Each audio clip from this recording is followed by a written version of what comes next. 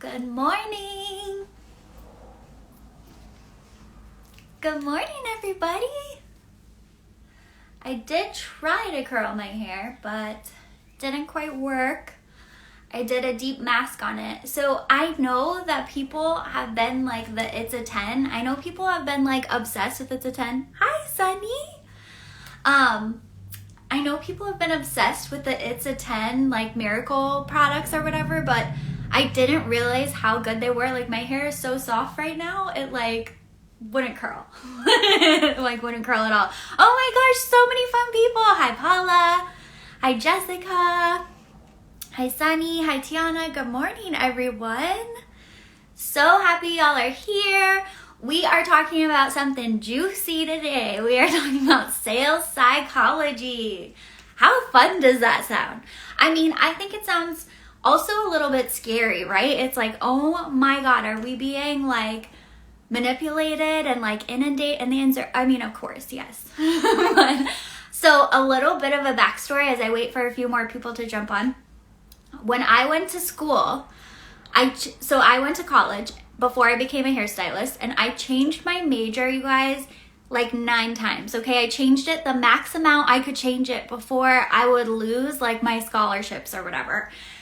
And the reason why I finally landed on marketing is because when I was in my first marketing class, Marketing 101, they started talking all about psychology. And I was like, whoa, wait a second, like marketing is psychology? Like what? Because I think hairstylists naturally were drawn to psychology. Like we already love people. We basically study people all day in our conversations. In a lot of ways, we're even like mini therapists, right? And so it's so interesting to me how much sales is having to do with psychology and marketing has to do with psychology. And yet, hi Shelton.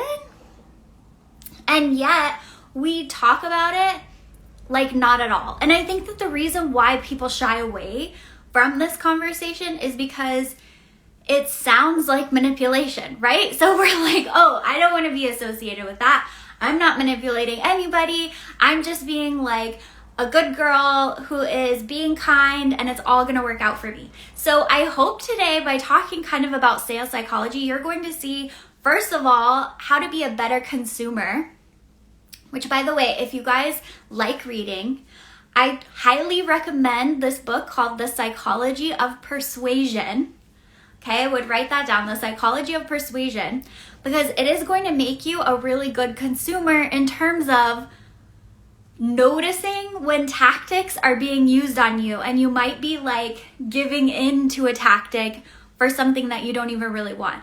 But obviously the purpose of today is not to come up with tactics to get clients. What I want to do today is I want to help you guys be empowered with consumer behavior so that you can show up better. The whole thing we're trying to do is get our dream client to have what they want, right? We just want our dream clients to have their dream hair, and we want to be the person to do that. And so how we do that is, we need intention. We need a little bit of intention and like strategy, and we need to actually know how to approach people, or else sometimes they can't hear what we're saying, right? Sunny said, what's the book again? It is The Psychology of Persuasion. I'll just type it in here so you guys can screenshot. Persuasion. Okay. There are tons of books on this, but I liked that one because he really goes into depth. I was like, oh my God, that's why I bought that thing. Okay, so it's super fun. So what is sales psychology? It is really just the study of human behavior, okay? It's just the study of human behavior. Again, it sounds scary. It sounds like we're gonna do something underhanded and weird, but it's not. We're just studying human behavior with the intention, all of us, I know all of you are like beautiful people who just wanna make people feel confident and good. Like, that's it. So we are using it with the intention of helping people get what they want, their end result. And if you think about this, I think it's important to learn these things because the big brands are doing it. The Madison Reed color your hair at home people are doing it. And so how do we make sure we are showing up in a way that is just as good or better as what these other brands with a lower quality and sometimes like bad end result are doing, so that people are actually getting the right information and getting into the right hands. So obviously these can be used for, ethical purposes or non-ethical purposes. But the whole basis of it is that as much as we like to think that we make decisions based on logic, right? Like, I think if we asked 10 hairstylists why they bought the last product they bought, they would probably list out some facts, right? It has this feature, it has this feature, it has this result. But the reality, you guys, what every human behavior study shows, what every study on sales psychology shows, is that our decisions are actually driven by emotion. They're driven by emotion. And a lot of these emotions come from our basic human needs, right? We want to belong. We want to be, sexy. We want to be beautiful. We want to have status and feel like we're doing a good job. Like, we have these emotional needs, and then that is why we fall prey to some of these tactics. So in general, it's kind of debated, there are either 5 or 6 principles. So I'm just going to share them quickly, but I'll give you a few examples at the end. And as you're listening to these, I want you guys to mostly think about, let's say, how you can apply this to your content, okay? Like, let's start there. How could you have posts in all of these different categories over the next month? Like, how could that be a starting point for the content that you're making? Which, by the way, is what I do for my students in Luxury Client Method. So this can be done for you if you want it to be. But we want to make sure we're hitting all of these areas so that people are able to make good decisions and we're able to actually get the good stuff in people's hands. Okay, so the first principle of sales psychology is something called reciprocity, okay? So basically, we want to create a need for people to feel almost like they owe us something and then they buy from us. So how a lot of people do this is, even think about the brands that send out free product, right? You can have a free sample, you can have free product. They're doing that, of course, because they want people to try their stuff, but they're doing that because it's like, well, they gave it to me for free, so I should probably buy the next one, right? Or you go into a bank and they give you the Tootsie Rolls, or they give you the pens, and they give you all of this stuff. And this is like deep inside of us. We're not consciously being like, they gave me a pen, I should buy something. But it is just a way that we work where it's like we always want to be even. Have you guys ever had that friend who's like always one-upping on like the gifts or like the niceness, and it's like, no, now I need to send you a card. Now I need to do this, because we just always feel like we want to be giving it back. So in your content or in your DMs when you're talking with people, I think a really cool way to build reciprocity genuinely is not to spend all of your time in DMs. Okay, that's not what I'm saying. I actually give my students a really good script, so it's not about that. But it's just about how can you give people value or make them feel heard, and that's how you can build it. They're like, wow, like this person is spending so much time with me getting to know me.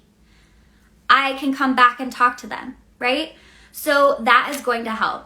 Tiana says we give a good sized sample of shampoo with every Botox and keratin to help with that and need to get more and know where to get it. Yeah, absolutely. That's a perfect example, right? A lot of people do like welcome kits where what do you put in there? You put in a ton of samples so that people are like, ooh, not only do they get to try it, but again, it's that reciprocity. I should go back there because they invested all this time in me. Meanwhile, they paid for the service, but it like builds this deeper bond.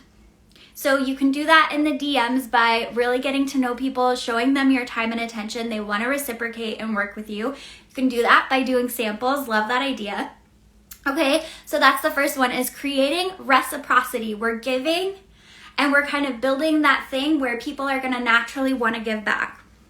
So the second one is commitment and consistency. So there are tons of different ways to do this one. One of the ways, I mean, I don't know. You can use this ethically or not ethically. Hey, Rachel. But what we want to do, so like one of the examples of this is in the consultation. Okay, let's say you're in a consultation with somebody, you're getting ready to quote them the service. What you can do is at the end of the consultation or in it, ask a bunch of questions that are going to get a yes. Okay, so basically what we're doing is we're building this consistent stream of yeses from your client, and then we're going to quote them prices, and it's going to be way easier for them to be yes because they're already in this yes.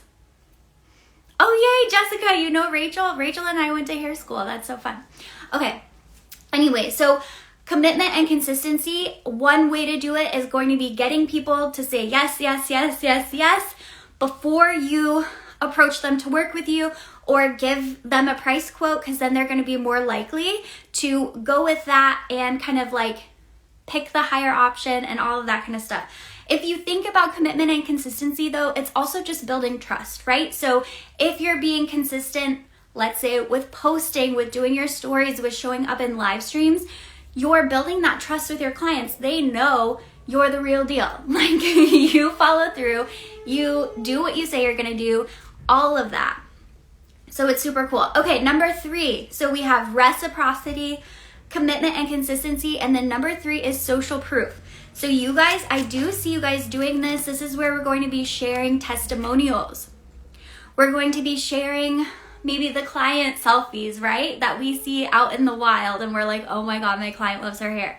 So we're sharing that social proof. We're showing people, not only can I do what I say I am going to do, but like people that you know, people like you, love it. They love the service with me. They've already worked with me, right? We're building that social proof and like that evidence that is bigger than just our word, right? Okay, so then the next one is called liking, all right? And I don't think that we can really underestimate the liking factor, because at the end of the day with sales psychology and everything that we're doing, all of these principles, all of this effort that we're putting out there, at the end of the day, people don't buy products, people don't buy a haircut, people don't buy, like nail polish, I don't know. We don't buy things, we buy people. We buy companies that we really like. Okay, we almost like feel this connection and we want to be around them. You guys always see me talking about Olive and June in my stories. It's because their founder is so cool. Like I love her. I want to be her best friend. She's amazing, right? I like her. I want to support her and buy everything that she comes out with, because there's like that connection there. And so when we can show up and show a little bit more of our personality, show a little bit more of our interests and things that we might have in common with our dream client, it helps that likability factor. We cannot underestimate that, because you can be the best hairstylist in the world, but if nobody likes being around you, like it's not gonna work out. Okay, so liking, how can we show up, be likable, and build that like factor? And while we're talking about that, that isn't about having everybody like us.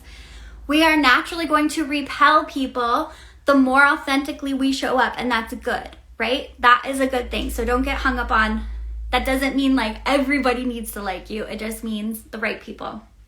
Okay, 2 more. So we have authority.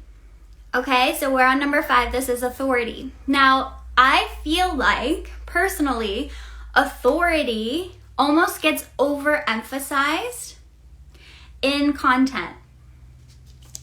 Okay? And authority is really what it sounds like. We are showing people we have the knowledge. We have the technical ability, right? Hairstylists are always out there saying, look, I did this formula, I styled it this way, these are the tools, this is the color line. Like, we're always proving our capability, and that's good because it's part of it, right? We want people to see us as the best, right? When people think about stylists getting more clients, I want them to think about me, right? How can I get more clients? I want you to think about Ren Lopa. And you want your clients to think, hey, I need to look freaking amazing. And they think about Tiana. Like, that's what we're building, is this authority and like this certainty that we can do what we say we can do. But as you can see, it's one of 6 pieces. So we don't want to fall into overemphasizing these aspects and go too much in the teaching, in the this is my placement, right? I talk about that a lot. People don't know what that means. So like, we need to speak the same language in our authority. Okay, and then the last one here is scarcity. And this one is really interesting, and I'm going to share a couple ways that you guys can create scarcity authentically even when you're wide open, okay? Because here's the thing. People want more of what's not available, okay? That's just like natural, right? We want what's sold out. We want the stylist that's booked way out. We want to work with successful, happy, talented people. And so in the beginning, this can be really hard as you're building up your schedule because honestly, you're wide open, right? And so it's like, where's the scarcity? They could get in 5 minutes if they messaged me now. What we want to do, this is why I always recommend, like, when you're sharing openings, when you're sharing your schedule for the next month, we never want to just share our schedule and say, I have openings all of these days, right? And it's like 20 days, like days they can schedule an appointment. We don't want to do that. We want to share, I would say 3 to 5 maximum openings at any time. So, and I wouldn't share 5 openings that you have on the same day. I would share, if it's a week, maybe 2 openings that you have for the week. And then obviously, if more people message you, you can get them in. But it's like, as we're promoting ourselves, we want to present that we're booked. We want to present that we are busy, and not to trick people, but just to make sure that we're not turning them off and they're getting the wrong idea. How many of you are super freaking talented, can do the most beautiful hair, your clients that you have are obsessed with you, but you have an open book, maybe you relocated, maybe you, whatever is the story, right? Maybe you're just born with natural talent and you just come out of school freaking awesome. But our openness doesn't dictate our ability, right? And clients, our dream clients, don't always know that. They might equate, oh, she can get me in tomorrow. Ooh, she must not be that good. So we need to be more mindful in how we're presenting our schedule and our openings. So if you listen to the scheduling training that I did, which you can always find these replays on the Successful Hairstylist podcast, anywhere you listen to podcasts. But the scheduling training, I shared very specific ways to do that. So your first appointment of the day or your last available appointment of the day, right? Whole day might be blank. You have 2 options. Now, if somebody messages you dying to get in, obviously you can give them a different opportunity, but the public facing 2 options to get in with me on Friday, even if your whole day is open. So the scarcity is really important, but I just did a sales reel, which you guys loved, by the way, super fun. I'll make you more of those. And when I talked about fake scarcity, this is what I mean, and this is what we want to avoid is limited time only. Right? If it's not a limited time only, please don't say that. I'm only taking 5 clients in February. If you're taking 10, please don't say things like that. So any of these categories can build our reputation and support us in building a business, or they could do the opposite, right? They could harm us. They could make people think we're a fraud and all of that kind of stuff. So that can backfire just as much as it can help us. And the trick there is just literally being authentic. Okay, so let's go ahead and just run through these one more time for those of you that are here. What questions do you have around sales psychology or getting more people to say yes to you? Whether that's, yes, I want an appointment with you. Yes, I want to take home all the hair care that's going to keep my hair looking amazing and feeling soft.